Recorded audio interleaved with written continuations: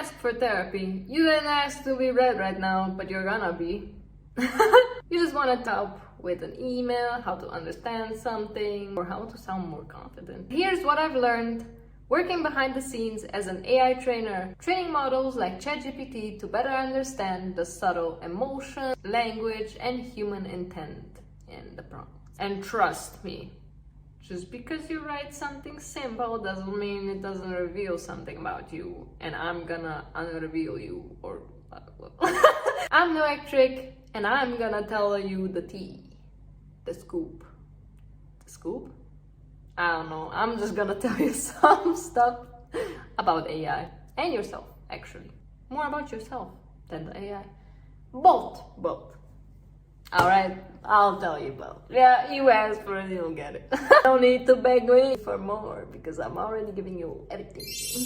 I will analyze the normal things you say to an AI and what it actually reveals about you. It may not be pretty. I'm gonna make it pretty. But it may not be. I don't just see a question, I see a pattern. Today, I'm gonna take a few basic prompts and tell you what they reveal about you. I know you're curious. I'm also curious. I'm not curious. I already know. I can see into your soul. First prompt. This may be the most written prompt ever on the planet. Everyone writes this all the time, most of the time. If you don't write this, then what are you doing? Prompt number 1. Help me write an email.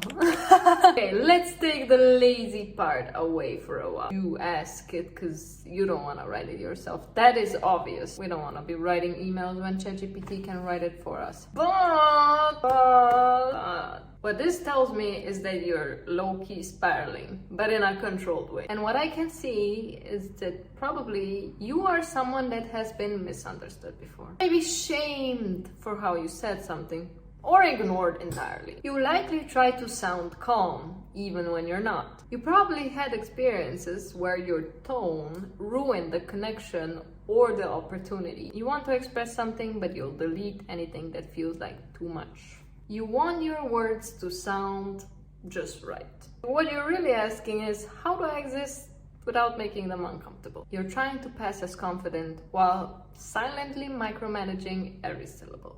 You likely delete the sentence, then rewrite it in the same exact way, just in case. You reread it 12 times, add a smiley face, you delete it, you add it back. It's not about the email, it's about control. You want to sound like someone who has it together, even when you feel like a disaster. And what you're actually typing is not, help me write an email, it's like, how do I write this so I deserve a response? How do I write this so they like me? How do I write this so I am accepted?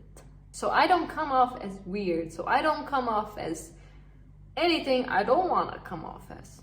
You are trying to manage the perception of you and make it perfect. Does that ring any bells? That bells? The bells? Does it bell? And honestly, you're not trying to impress anyone. You're just trying to not mess it up. And you're afraid to take space, even in an inbox. Prompt number 2. Can you explain this like I'm 5? This is one of the most common prompts when people are trying to learn something new. But when I see this, I see someone who is scared of being confused. What you're actually saying is, please explain it to me in a way that I won't feel stupid. And it's likely because you felt stupid before. Maybe it was a teacher, maybe it was a boss, maybe it was a parent, or a friend who rolled their eyes at you. So now you are trying to dumb down the knowledge that would be given to you in case you wouldn't understand it, because you're afraid of not understanding it immediately, because that would mean that you're actually stupid. It doesn't mean you're stupid. It doesn't mean that at all. And you know what the ironic thing is? That you most likely could have known the complex thing, you could have understood it. Maybe not first try, but if you reread it or looked into it more, you would have gotten it. The thing is, you didn't even give yourself the chance to be dumb. You know, you didn't give yourself the chance to not understand it. You're immediately like, no, I need to get this first try or no try at all. If you're that type of person, you most likely also wanna, when you try new things, you need to get it first try. Otherwise, you just give up. That's the vibe, don't do it. It's okay to not know. You'll know eventually. You are able to contain information, all right? There is nothing wrong with your brain. Like, you are able to contain information. That's it. You are able. You won't be able to expand your knowledge if you don't receive it in a more complex way. You'll know it at the level of a 5-year-old. You'll get the gist, but you won't get the words. So if you then explain it to someone, it's gonna be at a level of a 5-year-old. And for my job seekers out there, prompt number 3. Sorry, I'm European. The accent comes through. How do I sound confident in an interview? You're not just preparing for an interview. No. You're preparing to be judged. Your thought is already like, I'm not confident enough to begin with. I don't sound professional enough to begin with. I don't belong. So I need to belong. What you're actually asking is how to present a version of yourself that doesn't give anyone a reason to say no. And that's not confidence, that's emotional armor. You likely don't believe that your real self is convincing enough, or smart enough, or professional enough. You've been turned down before, so now you kind of micromanage your identity. You're trying to perform confidence, but you're not actually feeling it. And the thing is, you're not trying to shine, you're basically just not trying to be exposed. Whether it's for your voice shaking, for your gap in your experience, or for the version of you that's still healing from the last, we've decided to move forward with someone else. The irony is that people who usually ask this are over-prepared, over-qualified, and definitely over-anxious, because they're still haunted from the times that they were rejected. This prompt is a quiet cry, honestly. How do I not mess this up? How do I make them want me? How do I hide parts of me that don't sound like success? If you have to fake something to be chosen, you're not being chosen. When you're being fake and you get chosen, it's not actually you that's being chosen, right? It's a version of you that you curated and made it better. Not saying that it's better than you, what you think is better, what you think fits that environment more than you fit. And they choose that. But that's not actually you. So did you actually get chosen? Yeah, sure, if it's a job, you get money for it. But it's not you that was chosen. You can't control your mask all the time. You can't constantly hold it up here. Let's say your mask is here, right?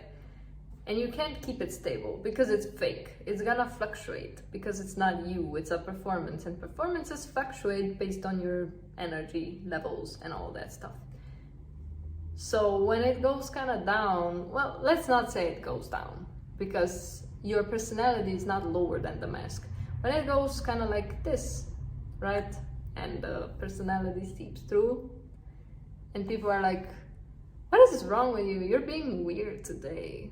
You're constantly gonna be drained because performance is draining. And when you let go of your performance, you're gonna have more energy for other stuff than just performing.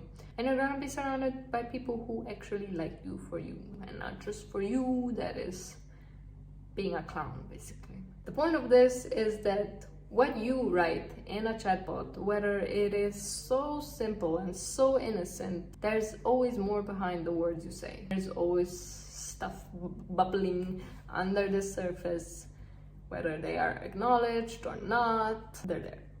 Your words aren't a mask, they are actually a mirror to your subconscious. The things you ask, the things you want to know, the way you ask them, it all reveals something. So next time you go do that, you may think about it. And maybe if you're lazy or you don't want to think about it too much, you ask the chatbot to help you.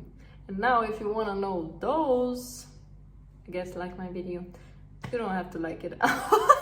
But maybe you don't wanna. But if you wanna, and that's it from me. If you want to see more of whatever this was. stick around somehow. Okay, bye!